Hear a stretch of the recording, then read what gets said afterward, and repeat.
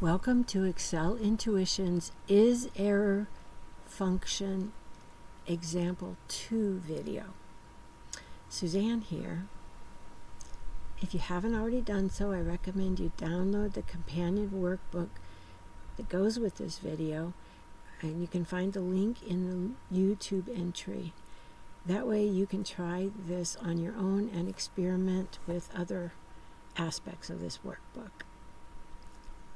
I'm going to go ahead and click to the worksheet entitled Information Function Examples. And here we have a column with function names, definitions, a column for values to enter, and a column to actually enter the specific function.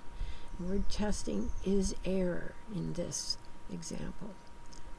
So in this cell, I'm going to type the Iserror function. I'm going to choose this G7 cell to the left of the function to test for an error. And it's false right now that there's an error in the cell. The cell is in fact completely empty. It has no contents. It's a null value. But if I enter a formula in here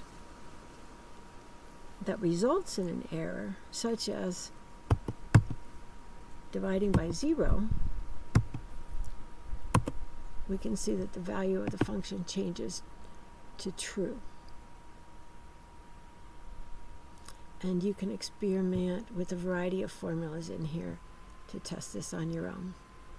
Thank you very much.